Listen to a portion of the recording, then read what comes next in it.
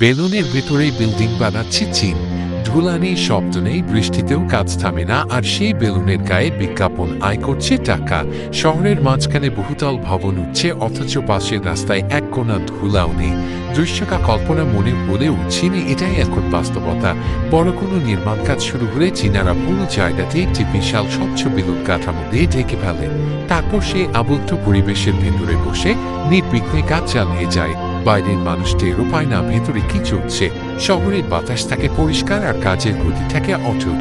এই একটি উদ্ভাবন দেখলেই বোঝা যায় কেন চীন আজ দুনিয়ার বাকি দেশগুলো থেকে একে ভিন্ন লিগে খেলছে।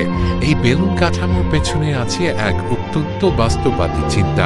নির্মাণ কাজে সবচেয়ে বড় দুটো সমস্যা হলো ধুলোবালি আর আবহাওয়া। ধুলা শহরের বায়ু দূষণ বাড়ায়, আশপাশের বাসিন্দাদের জীবন অতিষ্ঠ করে তোলে এবং শ্রমিকদের স্বাস্থ্যের মারাত্মক ক্ষতি করে। আর বৃষ্টি নামলে কাজ বন্ধ, এতে প্রকল্পের সময় বাড়ে, খরচ বাড়ে, ক্ষতি হয় সব পক্ষে। বেলুন কাঠামো এই দুটো সমস্যা একসঙ্গে সমাধান করে দেয়।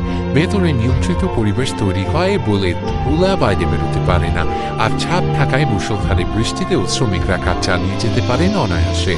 কিন্তু চীনের চতুরতা শুধু সমস্যা সমাধানেই থামেনি, তারা এই বেলুনকে আয়ের উৎসেও পরিণত করেছে।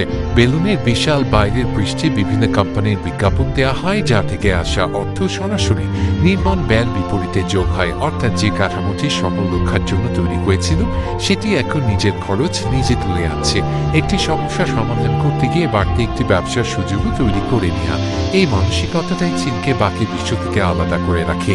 উন্নয়নশীল দেশগুলোর জন্য এই মডেল অনুসরণ করার যথেষ্ট কারণ আছে। প্রযুক্তি জটিল নয়, উপকরণ দুর্লভ নয়, শুধু দরকার পরিকল্পনা করার ইচ্ছা আর নাগরিক জীবনকে গুরুত্ব দেওয়ার মানসিকতা। চীন যখন নির্মাণ ফলকে বেলুনে মুড়িয়ে শহর পরিষ্কার রাখছে, তখন পৃথিবীর অনেক দেশ এখনো ধুলায় ঢাকা ভাঙা রাস্তার পাশে উন্নয়ন কাজ চলছে লেখা সাইনবোর্ড ঝুলিয়ে দায় সেরে নিচ্ছে।